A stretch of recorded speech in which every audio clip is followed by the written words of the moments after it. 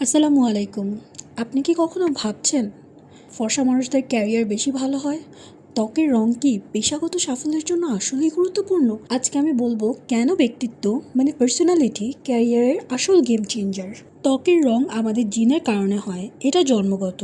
কিন্তু ব্যক্তিত্ব গড়ে ওঠে সময়, শিক্ষা, অভিজ্ঞতা ও চিন্তা দিয়ে। একটা মানুষ কেমন, সে কি মিশুক, দায়িত্ববান, কাজের প্রতি কতটা দক্ষ, কনফিডেন্ট, এইসব গুণে নির্ধারণ করে সে ক্যারিয়ারে কত দূর যাবে।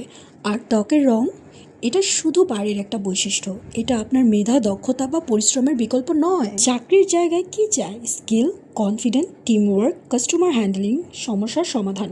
আপনার ত্বক ফর্সা, গা ডার্ক, শ্যামলা, এগুলো কোনো জায়গায় সিভিতে লেখা হয় না, কিন্তু আপনি কেমন ব্যবহার করেন, কিভাবে সমস্যার সমাধান করেন, এই সব কিছুই চাকরি দেবে, প্রমোশন এনে দেবে। কেউ যদি রং দেখে বিচার করে, সেটা হলো বৈষম্য। আজকের আধুনিক দুনিয়ায় আন্তর্জাতিক প্রতিষ্ঠানগুলো কি বলছে জানেন? Diversity is strength, inclusion is culture. মানে সবাইকে মূল্য দিতে হবে, রং নয়, মেধা ও মনুষ্যত্ব দিয়ে। আপনার ত্বকের রং কেমন সেটা আপনি কিন্তু ঠিক করেননি, কিন্তু আপনি কেমন মানুষ, নিজেকে কিভাবে গড়ে তুলবেন, সেটা আপনার হাতে। তাই ক্যারিয়ারে এগিয়ে যেতে চাইলে আত্মবিশ্বাস করুন, স্কিল শেখেন, ভালো ব্যবহার করুন।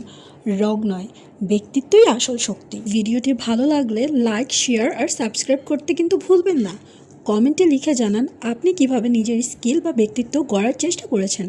আর মনে রাখুন, আপনি যেমন ঠিক তেমন করেই আপনি সুন্দর। See you in the next video. আল্লাহ হাফিজ।